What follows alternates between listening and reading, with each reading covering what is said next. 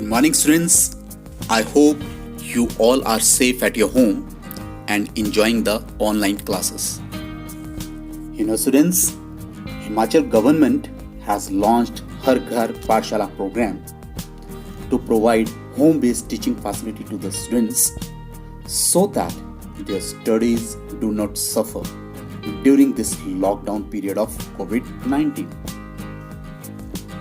प्यारे बच्चों, हिमाचल प्रदेश सरकार ने एक अनूठी पहल की। इस पहल में समय 10 से 12 वाला हर घर बने पाठशाला अभियान शुरू किया गया है, जिसमें आपको रोजाना सुबह 10 बजे से 12 बजे के बीच बच्चों की पढ़ाई के लिए कुछ वीडियो और अभ्यास कार्य मिलेंगे, जिससे बच्चे घर बैठे ही पढ़ाई कर सकेंगे। इसी हर घर पाठशाला अभियान के तहत मैं Manoj Kumar Sharma, lecturer in chemistry, government senior secondary school Rajwadi, district Mandi, Himachal Pradesh, आपका आज के इस टॉपिक कक्षा 12th केमिस्ट्री एंड आज का जो टॉपिक है दैट इज काइनेटिक्स एंड सब टॉपिक है बेटा methods of determination of order of reaction, कि हम ऑर्डर ऑफ रिएक्शन को कैसे डिटरमाइन कर सकते हैं। Students, there are the different methods by which we can determine the order of the reaction, and we'll study one by one. So let's discuss the different methods. First method, that is a graphical method. Second, that is a differential rate order equation method. Third one, that is integrated rate equation method. Then fourth one, that is half-life method. And last one, that is Ostwald's isolation method.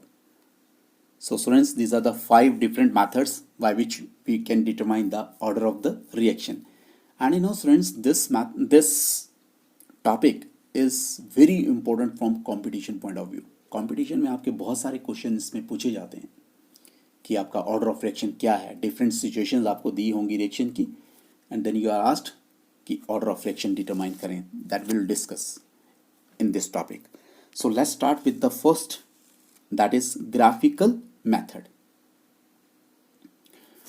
Well students, graphical method हम तभी use कर सकते हैं बेटा, उन्हीं reactions में use कर सकते हैं जहां सिर्फ एक ही रिएक्टेंट है.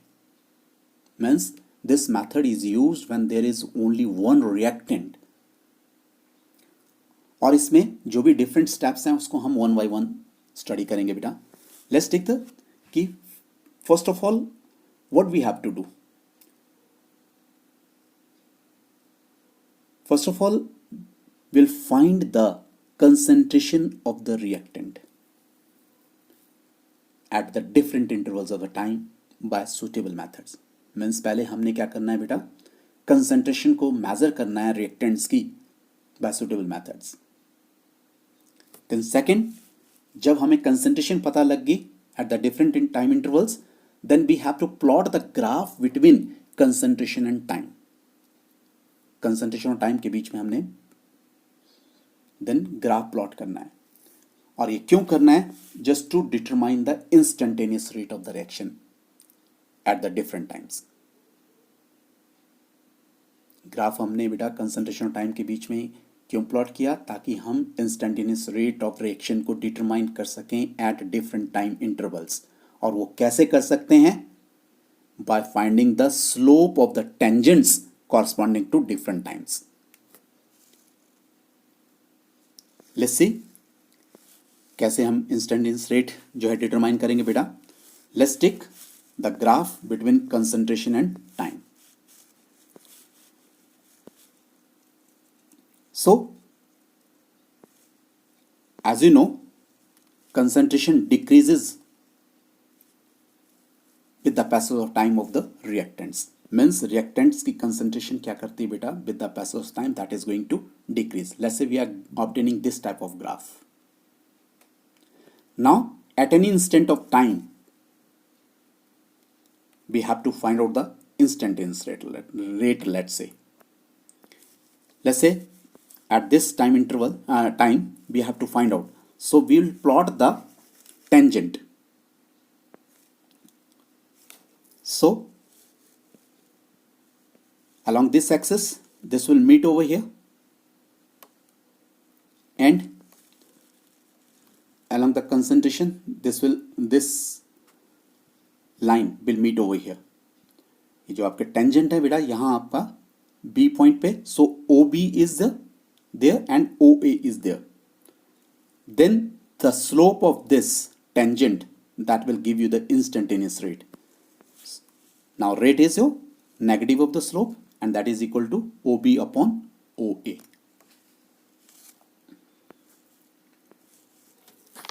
Now after finding the rate of the reaction, now we can plot the graph between the rate of the reaction and concentration.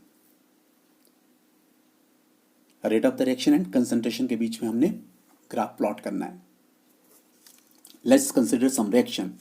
Let's say this R reactant that is giving you product P.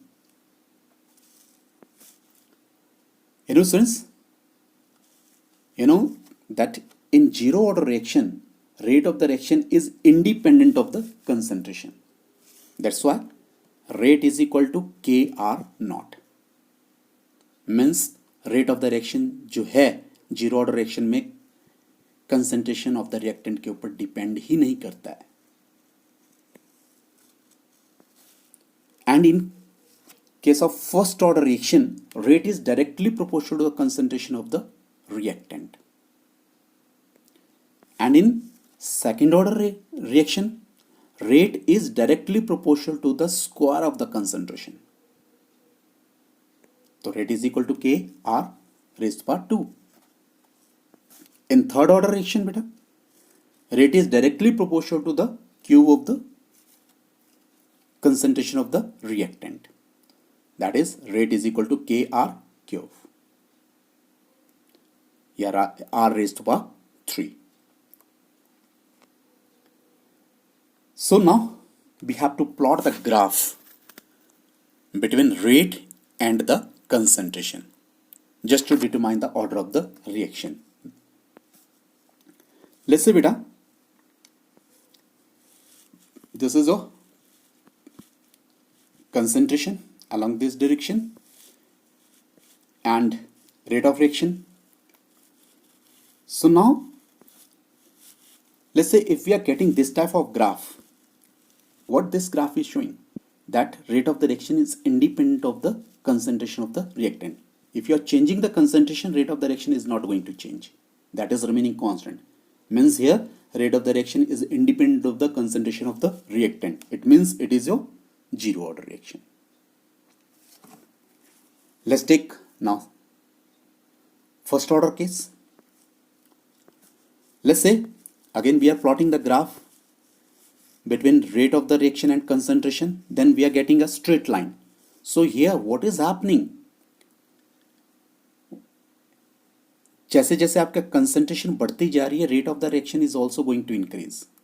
Means with increasing concentration, rate of the reaction is also going to increase. So it means here rate of the reaction is directly proportional to the concentration. Then it means it is your first order reaction. Let's take another case. Again, similar graph between the rate of the reaction and square of the concentration. Rate of the reaction versus concentration raised to power 2. A concentration किसकी है? Reactant की बेटा. So we are getting this type of graph. Again here, rate is going to increase with square of the concentration. Means rate of the reaction is directly proportional to the square of the concentration. So it means it is a second order reaction. Similarly, for the other order of the reaction, that is a third order reaction. Here, rate of the reaction versus concentration raised to power 3 means cube of the concentration and rate of the reaction के बीच में हम graph plot कर रहे हैं. Again we are getting the straight line. So again here rate of the reaction is directly proportional to the क्या cube of the concentration means concentration raised to power 3. So again that means it is a third order reaction.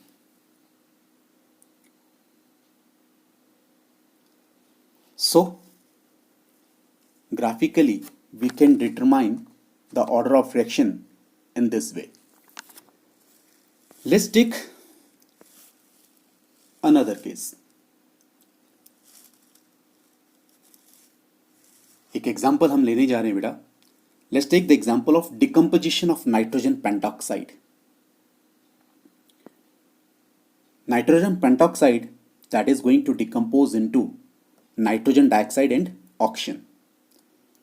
And if you see here all the reactants and products they are in gaseous phase. Means this reaction is involving the gaseous reactants and products. तो इसका मतलब क्या है, हम कैसे इनको study कर सकते हैं? We can study this by changing the pressure of the gaseous mixture at different intervals of the time.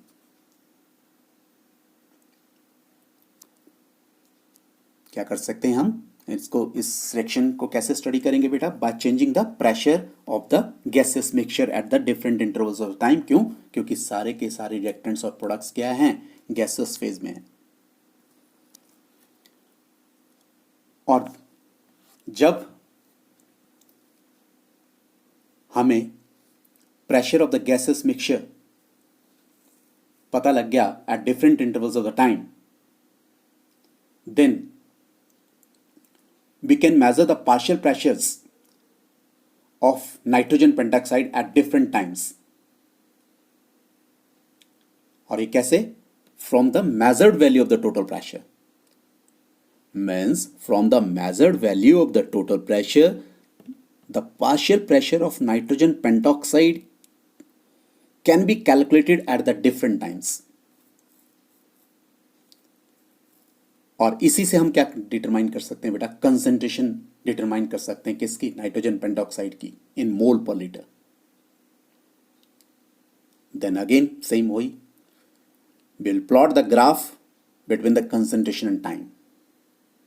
Concentration किसकी? नाइट्रोजन पेंटॉक्साइड की.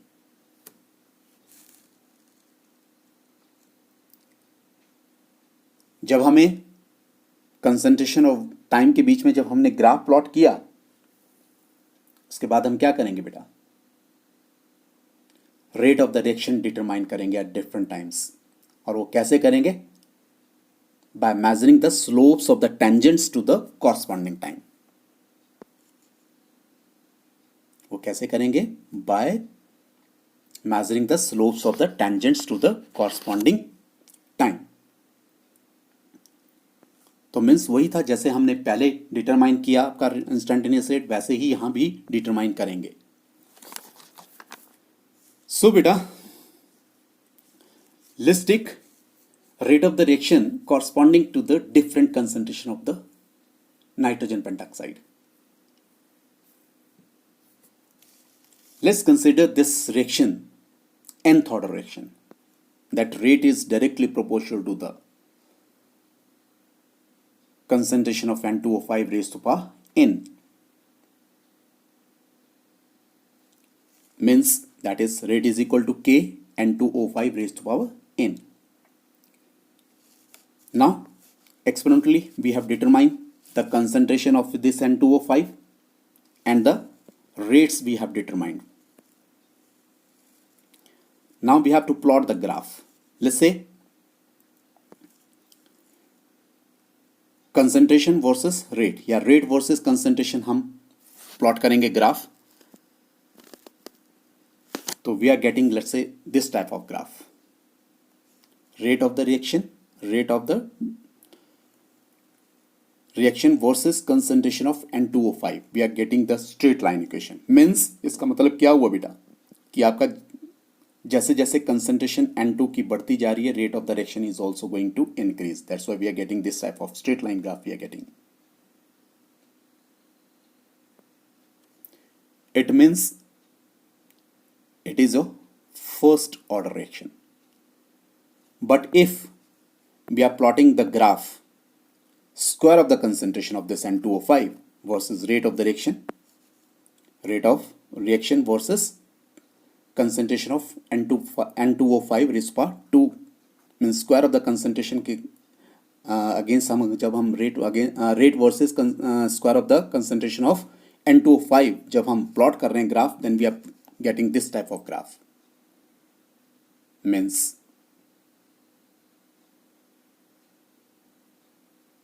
this is not your second order reaction. We are not getting constant value.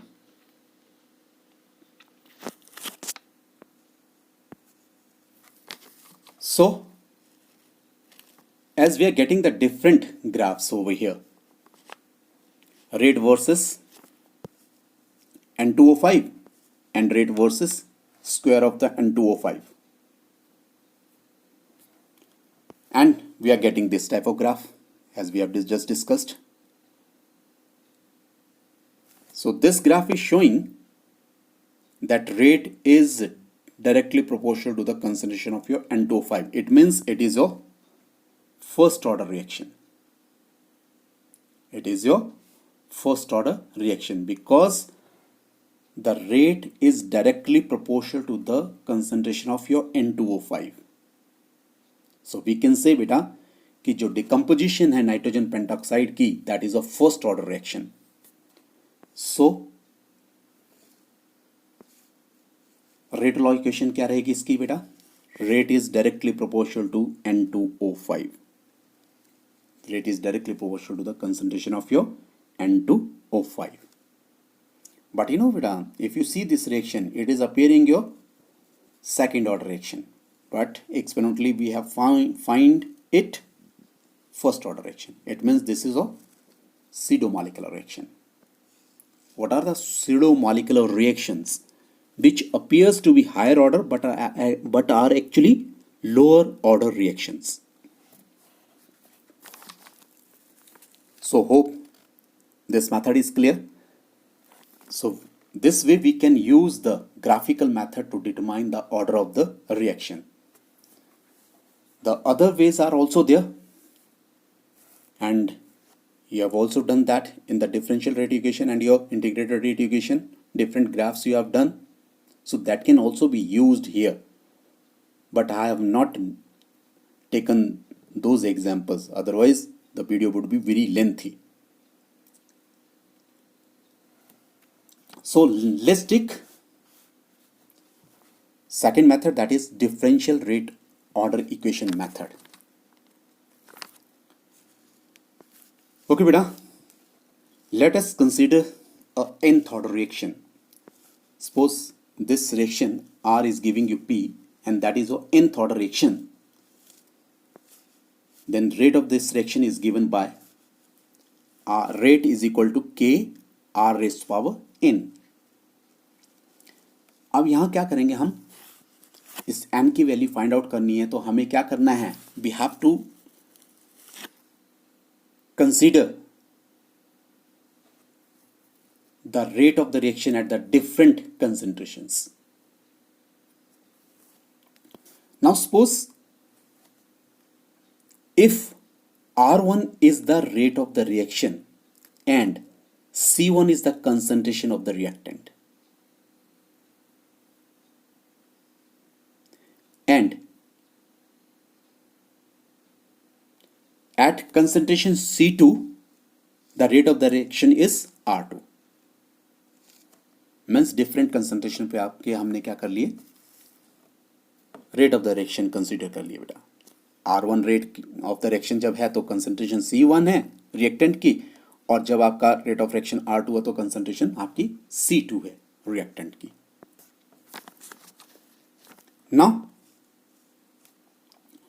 R1 it means that is equal to KC1 raised power n, क्योंकि concentration R1 rate माना हमने इस concentration का C1 का, और इस reaction को हम मान रहे कि nth ऑर्डर है, then this equation can be written like this: R1 is equal to KC1N. Similarly, R2 that is equal to KC2 raised to power N. Now dividing R1 by R2, we'll get this one. R1 by R2 is equal to C1 upon C2 raised to power N. Now we have to take the log on both sides. Let's take log on both sides. Log R1 upon R2 is equal to N log C1 upon C2. जो power है वो log के आगे आ जाएगी. That's why N log C1 upon C2. So N here we can find out. N is equal to log R1 upon R2 divided by log C1 minus C1 upon C2.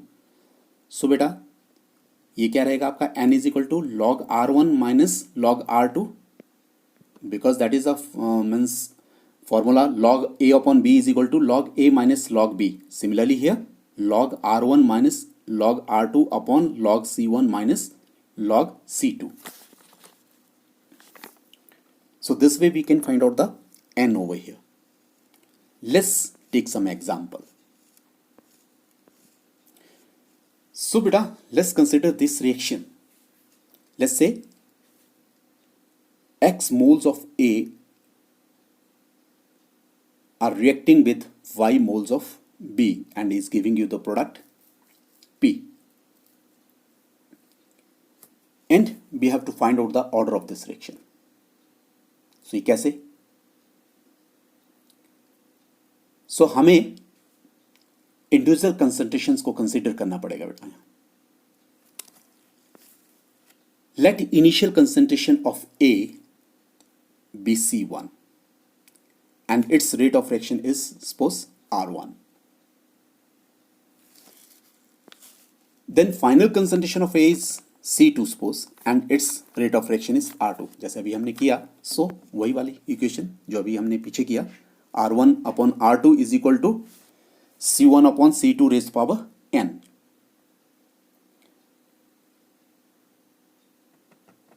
Now if we double the concentration of A, means हम क्या करें, A की concentration double कर देते हैं और B की constant रहने देते हैं. Then we can determine the order of the reaction with respect to A only. अब क्या है, let's say C1 is your C, then C2 is your double कर दी ना concentration, तो that is going to be 2C. C का double क्या हो गया 2C. And if R1 is R, then R2 is 2R. So in terms of concentration of A, this R1 upon R2 is equal to C1 upon C2 raised to power N, जो हमने पहले भी determine किया था. अब हमने इसमें क्या करना है, R1 हमने क्या माना, R माना, तो डबल रेट हो जाएगा उसका, that is a 2R. So R2 is a 2R और कंसंट्रेशन R1 पे कितनी थी, C1 थी, तो डबल कर दी कंसंट्रेशन, तो कितनी होगी 2C. तो putting this values we are getting your this one. So RR cancel हो जाएगा बेटा. यहां RR जब कैंसिल हो गया तो क्या बच गया आपका 1/2 यहां is equal to 1/2 raise power N, और आपका ये क्या आ जाएगा 1/2 is equal to 1/2 raise power N.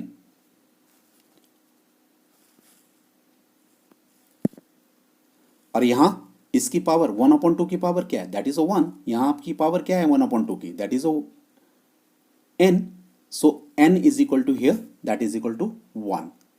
So we can say order of the reaction with respect to concentration of A is 1. I hope this is clear. Now let's find the order of the reaction with respect to B reactant.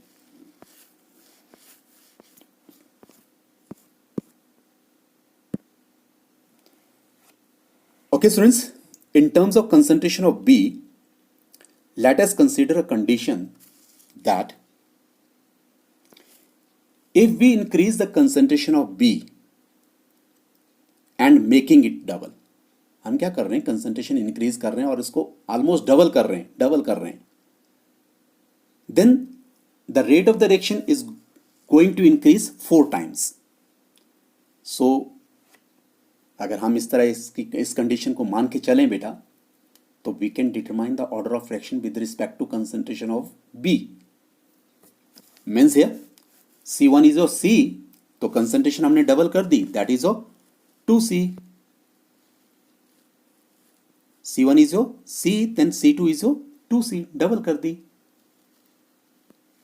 Then R1 R है, then आपका R2 कितना हो रहा है, 4R, means 4 times आपका rate of reaction जो है increase कर रहा है. So putting this values in this equation, R1 upon R2 is equal to C1 upon C2 raised to power n. So that is R upon 4R is equal to C upon 2C raised to power n. So RR cancel beta, CC cancel, so 1 upon 4 is equal to 1 upon 2 raised to power n. So here 1 upon 2, 1 upon 2, 1 upon 4 का क्या हो जाएगा बेटा, See this one, 1 upon 4 means 1 upon 2 raised to power 2. Then here that is equal to 1 upon n, 1 upon 2 raised to power n. So here n is equal to 2. Bases are same. So n here is your 2. So beta, with respect to the concentration of B, the order of reaction is 2. So total order of the reaction क्या होगा बेटा, sum of the order of reaction of the different reactants in the reaction, that is equal to, so order of this reaction will be 1 plus 2 is equal to 3. So order of the reaction is here 3. Hope this is clear to you, all of you.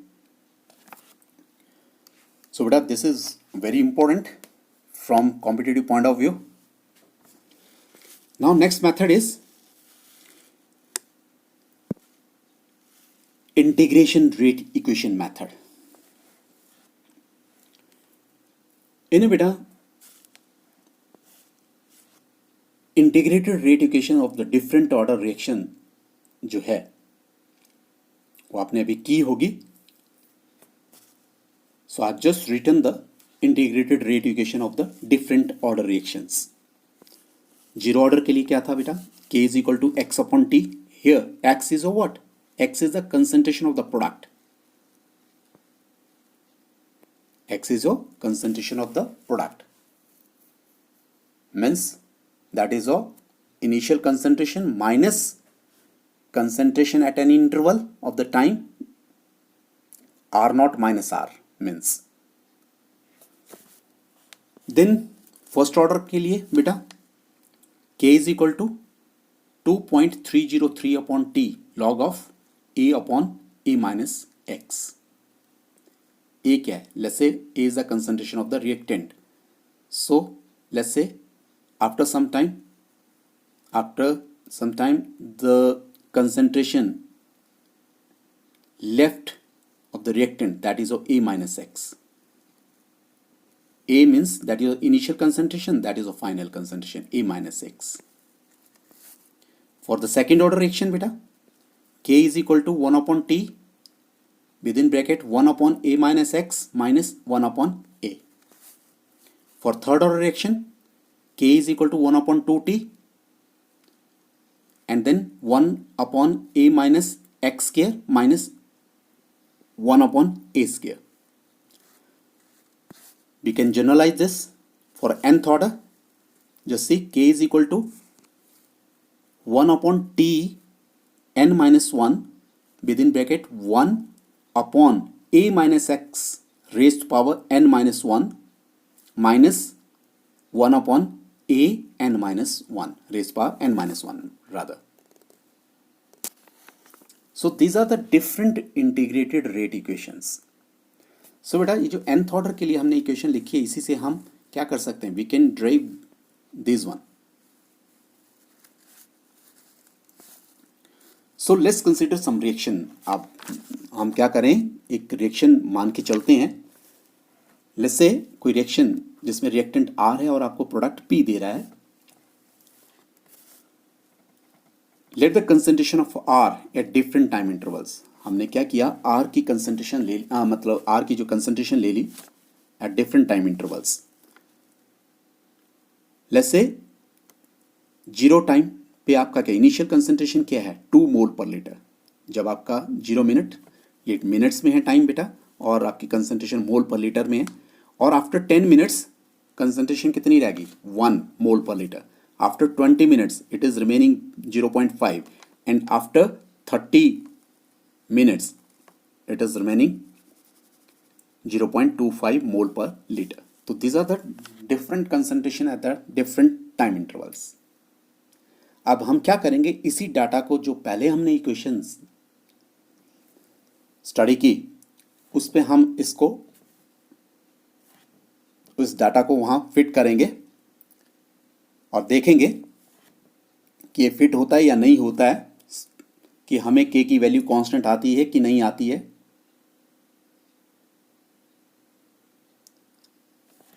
So means हम कह सकते हैं कि ये क्या है, hit and trial method है। क्या है ये, हिट एंड ट्रायल मेथड है। जो इंटीग्रेशन रेट इक्वेशन मेथड जो है that is a kind of hit and trial method. So let's try this data for zero order first. अभी हमने किया था कि जीरो ऑर्डर रिएक्शन क्या कर रहा है आपका, that is your k is equal to x upon t. That is x क्या है, that is the concentration of product, but concentration of product is not given, so we can do it like this. R naught that is initial concentration, let's say 2 ले लेते हैं यहाँ initial, और are क्या है, after 10 minutes आपकी concentration, final concentration कितनी है, 1 मोल पर लीटर। जब हम इस डाटा को यहाँ पुट करेंगे बेटा तो के की वैल्यू क्या आ जाएगी हमारी, 2 - 1 अपॉन 10, तो ये क्या आ गया 1 अपॉन 10, 0.1। तो अब ये क्या किया हमने, यहाँ इनिशियल हमने 2 लिया और फाइनल हमने 1 लिया। नाउ अब क्या करते हैं, फाइनल हम 0.5 लेते हैं। Let's see what change will be there in the value of के।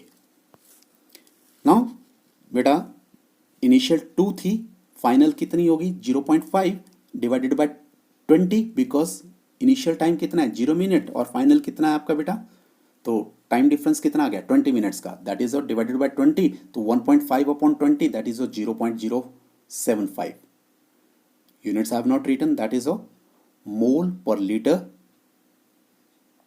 मोल per litre per minute, means mole litre inverse metre inverse minute inverse, sorry, mole litre inverse minute inverse. Now just see these are the different values of k। तो means k की value आपकी constant नहीं आ रही है, it means this is not your zero order reaction. So we'll try this data for the first order then। Let's try this data for the first order reaction।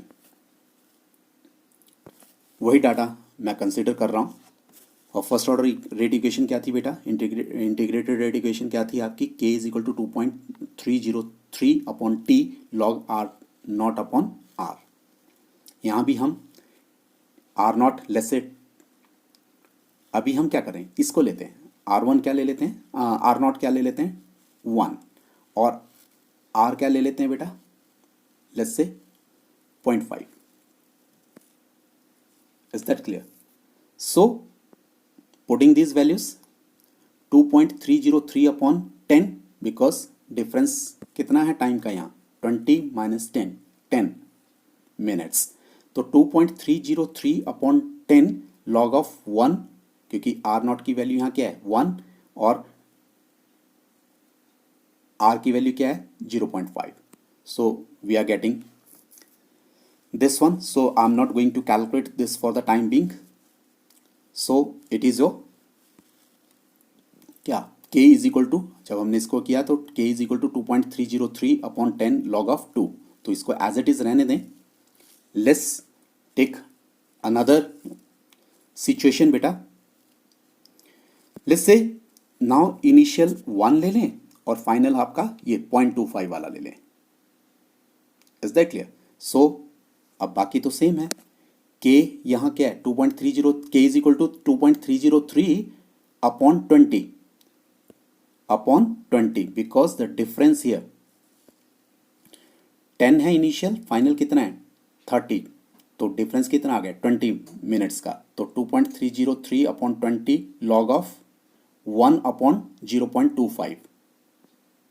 तो इसको जब हमने कैलकुलेट किया बेटा कितना आ गया, k is equal to 2.303 upon 20 log of 4।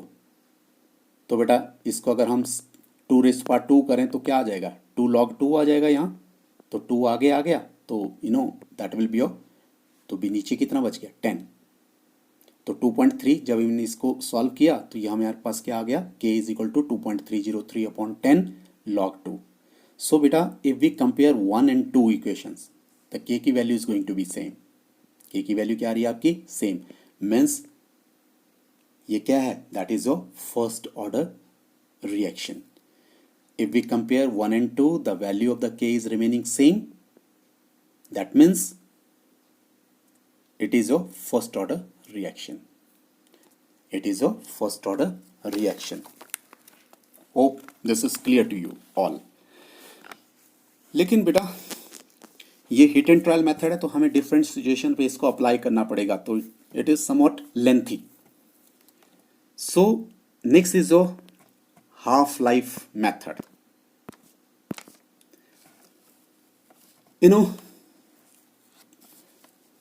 Half life method में क्या करते हैं हम, let's take the relation of the half life and concentration for the nth order reaction that is given by this equation.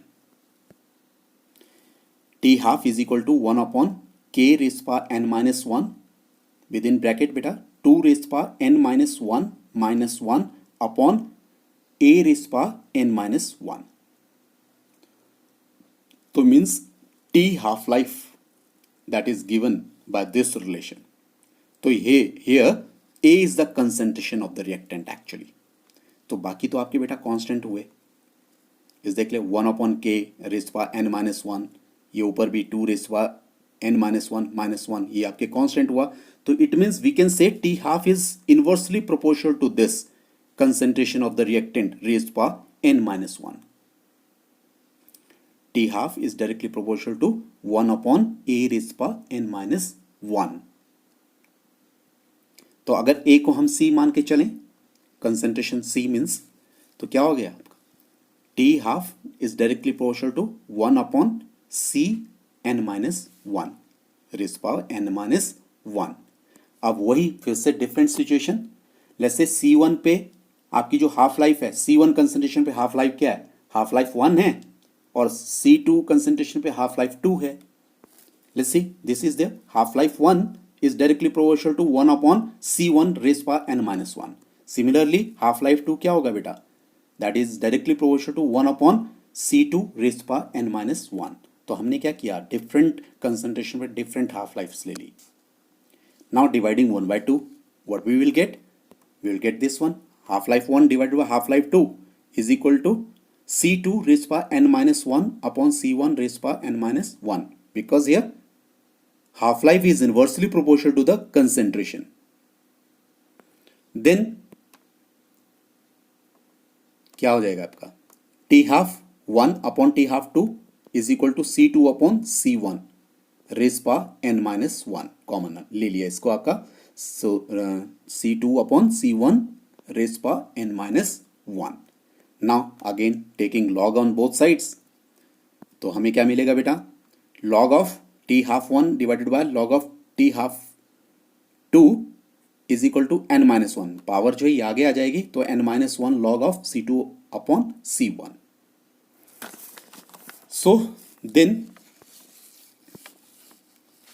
n minus 1 is equal to log half life 1 minus half life 2 upon log of c2 minus log c1, because beta it's the general formula that log a upon b is equal to log a minus log b। so same we have applied over here।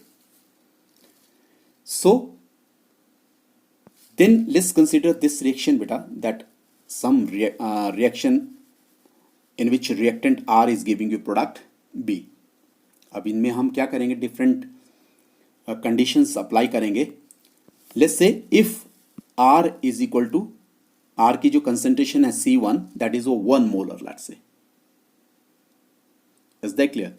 And let's say T half is your, कितना है आपका, 10 minutes.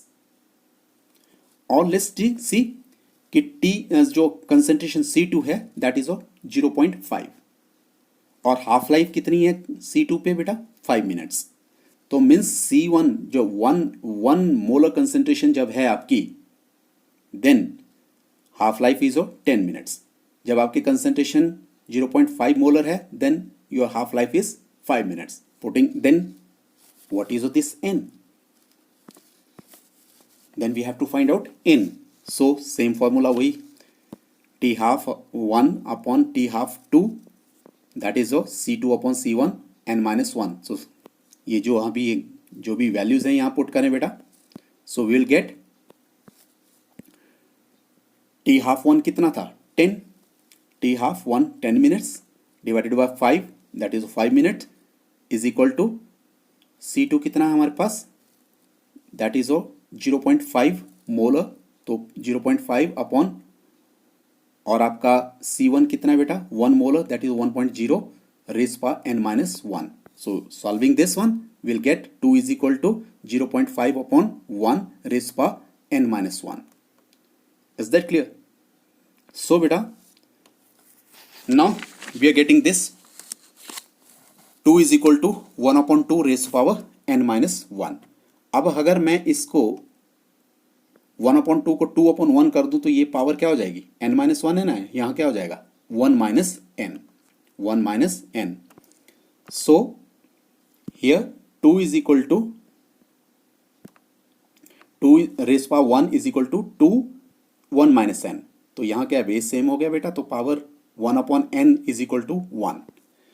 तो n कितना आ जाएगा हमारे पास, n is equal to 1 minus 1 that is 0. तो ऑर्डर ऑफ रिएक्शन क्या हो गया यहाँ, that is 0. Order of reaction क्या हो गया आपका, that is 0. So this way we can find out the order of the reaction using your half life method. So next last method that is your Ostwald's isolation method. You know बेटा, इस method में हम क्या करते हैं, हम एक time पे एक ही रिएक्टेंट कंसीडर करते हैं. Means this method is used to determine the order of the reaction with respect to one reactant at a time. तो इसका मतलब क्या हो गया, जो total order of the reaction होगा वो किसके बराबर होगा, that will be equal to the sum of the orders of the reaction for all individual reactants. मतलब जितने भी रिएक्टेंट्स हैं, मान लिया ए और बी दो रिएक्टेंट्स है बेटा, ए का ऑर्डर 1 है, बी का ऑर्डर 2 है, तो टोटल ऑर्डर ऑफ रिएक्शन क्या हो गया, 3. एंड यू नो बेटा, ये जो मेथड है that is based on the principle that if the concentration of all reactants except one reactant are taken in excess, मतलब एक रिएक्टेंट की को छोड़कर बाकी रिएक्टेंट्स की कंसंट्रेशन को हम एक्सेस लेके चलते हैं, क्योंकि रेट ऑफ द रिएक्शन किसके ऊपर डिपेंड करेगा, जिस रिएक्टेंट की कंसंट्रेशन क्या है, कम है, और जिन रिएक्टेंट्स की कंसंट्रेशन ज़्यादा है उनके ऊपर आपका रेट का कोई फर्क ही नहीं पड़ेगा. Is that clear? So again I'm repeating कि जो आपका ओसवाल्ड आइसोलेशन मेथड है उसमें हम क्या करते हैं, एक कंसंट्रेशन, एक रिएक्टेंट की कंसंट्रेशन को क्या करते हैं, कम लेते हैं, और बाकियों की जितने भी आपके रिएक्टेंट्स हैं उनकी कंसंट्रेशन को क्या करेंगे, हम एक्सेस लेंगे. तो जिन रिएक्टेंट्स को एक्सेस लेंगे उनकी कंसंट्रेशन के ऊपर आपका रेट ऑफ रिएक्शन डिपेंड ही नहीं करेगा. तो रेट ऑफ रिएक्शन किसके ऊपर डिपेंड करेगा, only upon that reactant who is taken in the small quantity. So बेटा again I am repeating, this method is based on the principle that if the concentration of all the reactants except one reactant are taken in excess, then during the reaction concentration of those reactants taken in excess will almost remain constant. Hence, variation in rate will correspond to the concentration of that reactant whose concentration is small. I hope this is clear. सो बेटा इसी तरह ये process क्या करते हैं हम, जैसे अभी कहा मैंने, तो बाकी रिएक्टेंट्स के लिए कि भी वन बाई वन हम इसी तरह रिपीट करेंगे just to determine the order of the reaction. और जो overall order of the reaction होगा वो क्या होगा, that will be equal to the sum of all the orders with respect to each reactant in the reaction. So this is Ostwald isolation method. So let's take some example. ये तो हमने brief कर दिया कि क्या है Ostwald isolation method है क्या. Let's take some example. Okay बेटा, let's say A moles of A and B moles of B and are reacting with your C moles of C and giving you the product. This is some reaction. अब क्या करते हैं हम, order of the reaction निकालते हैं with respect to a reactant. वो कब निकलेगा, जब आपका बी और सी क्या है, they are in excess. So means order of reaction with respect to a reactant हम तभी डिटरमाइन कर सकते हैं जब बी और सी क्या है, एक्सेस में. इसका मतलब क्या हुआ, रेट ऑफ द रिएक्शन किस रिएक्टेंट के ऊपर डिपेंड करेगा, रिएक्टेंट की कंसंट्रेशन के ऊपर डिपेंड करेगा, ए की कंसंट्रेशन के ऊपर. और बी एंड सी जो है आपकी, उनकी कंसंट्रेशन क्या है, एक्सेस में, तो रेट ऑफ द रिएक्शन उसके ऊपर वेरी ही नहीं करेगा. That will be independent of the concentration of B and C then. So similarly order of the reaction with respect to concentration of B, जब हमने ऑर्डर ऑफ रिएक्शन निकालना है B का, तो क्या करना पड़ेगा, ए और सी की कंसंट्रेशन को हमने एक्सेस लेना है. उसी तरह बेटा सी के लिए भी order of reaction with respect to C reactant हम कब डिटरमाइन कर सकते हैं, जब आपका क्या है, ए और बी जो है that is in excess. So